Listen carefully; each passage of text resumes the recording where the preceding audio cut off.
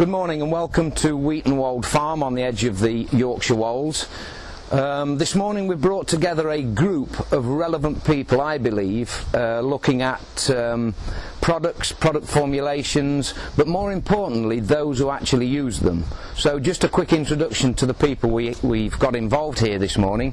Probably most importantly is Mr. Charles Rook, whose farm we're on at the moment. Then we've got his spray operator and landwork foreman, Nick King.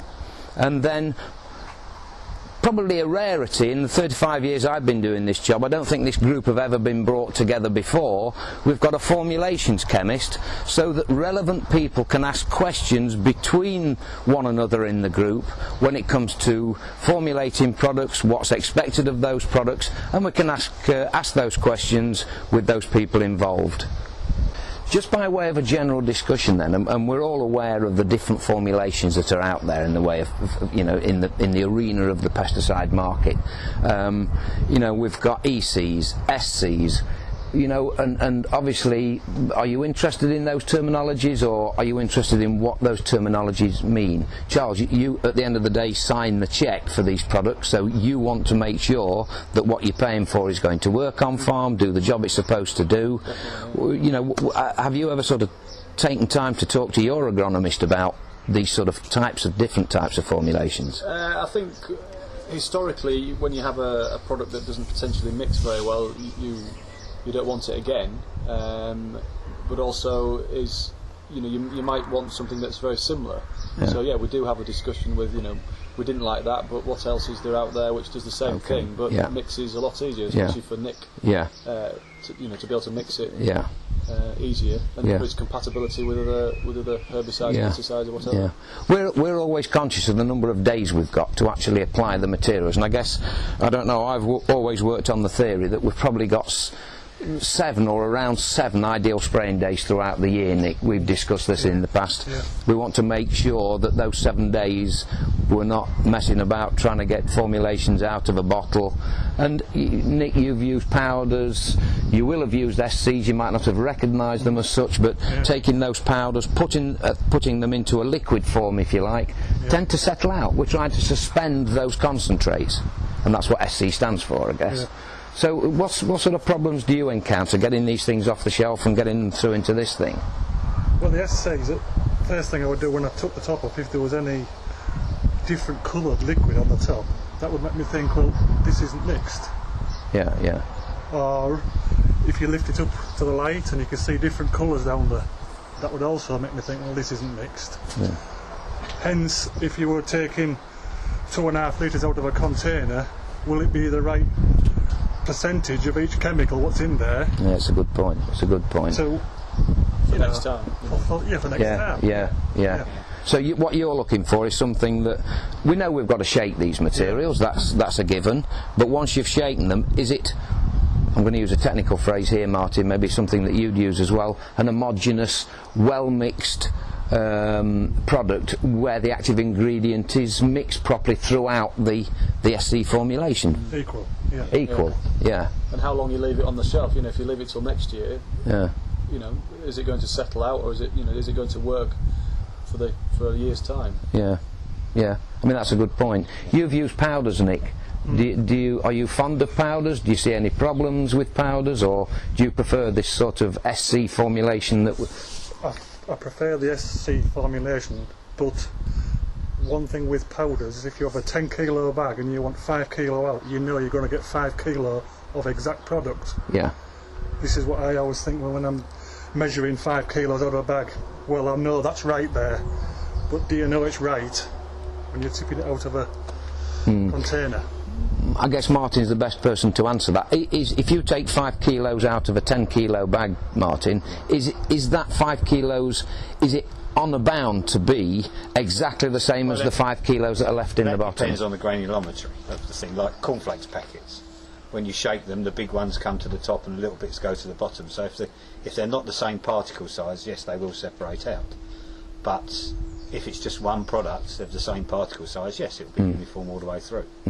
and so will an EC, and so will the soluble liquid, phenoxy, because they are clear liquids. So all those formulations will be, yes. Yeah. And what about dust, Nick? Because obviously, from a powder point of view, you know, that is a good point actually. With powders, you do get a lot of dust. Yes. Yeah. Coming back at you, especially on a breezy day, which you can't always be filling a sprayer in shelter of a building or something. Yeah. With liquid, there's no dust. Obviously. No. That's a good point. A lot easier. But I can understand the problem with the SCs. If you've had used half a can, then you go back to another half a can, and then you tip it out and you see you've got a big thick layer at the bottom. Then obviously you're going to wonder if what you sprayed the first time was actually the right stuff or the right amount. So yes, I can understand that. Most SC formulations are pretty unique because they've got a very low density of the actual product you're trying to suspend. Is pretty low in density. But when you get to manganese, that's at 500 or something like that, where it's very, very heavy material, it can't defy gravity. No.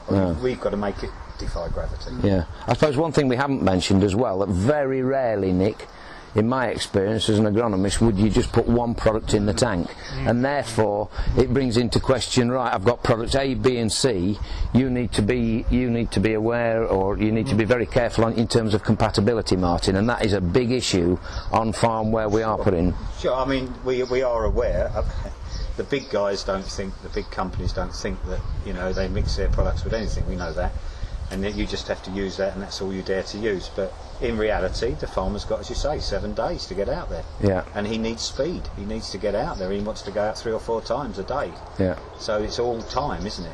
And time is money. So you have to make them compatible so that he can spray more than one chemical. Are SCs more compatible? Yes. Than the SCs are more compatible simply because they have less surfactants to compete. ECs are pretty hard. You have to make the emulsion. Soluble liquids are okay, but they tend to be ionically, they have high pHs or low pHs, so that can affect your tank mix. The ECs have a balance of surfactants which can be affected by what you put in, but SCs basically are pretty robust for tank mixing. That's important. Sometimes when I open containers and I take the lid off the top, I see different colour of solution as though it's settled out. Right. Yeah, I've seen that, Nick, as well. Yeah. It's not a problem if the products shake. That's an inherent part of the formulation. What happens is we make it and it's all nice and liquid, and then it forms a structure. It turns into a sort of mousse, and in doing that, gravity pulls it down a bit, and it all pulls in together. So some of the liquid, some of the water, if you have it with the surfactants in, sits on the top. If you look at paints, it's very much similar as well.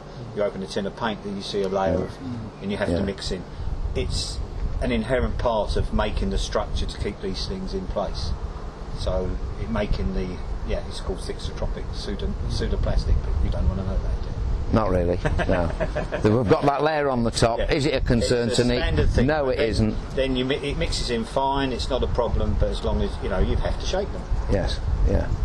Is there a technique that you could perhaps, or a little bit of a tip, if you see this, what you're calling supernatant liquid on top, to break that and get that mixed in? Well, there's a way of shaking it, but I think guys that do it all day shake it properly. It's the guys that come into your lab that don't shake it right, if you see what I mean. You pick up a can of 5 litre can, you shake like that to get the thing moving and shaken up, because you want to get the stuff off the bottom. But if you give it to, say, the layman in the lab, he'll shake it like that, which is no good at all. You've got to get the stuff off the bottom. One thing that I've noticed though, Martin, over this is the gap that's left between the liquid and the top. You need that. You need room to actually shake it. If you're trying to break structure to mix anything, the bigger the volume you're mixing into is much better. It's like a mixing bowl making cakes. You don't have a little bowl, you have a big bowl. Right. Okay. You have the area is important. Yes. Right. Some chemicals, what I've used over the past, if I see that they are quite solid or got different colours on, I will turn them upside down before I leave. So when I for the next day, when I come back, they have mixed. It's a good technique. That's a good enough technique if you can turn them upside down. That's a bit of forethought, Nick. That's pretty impressive. Very.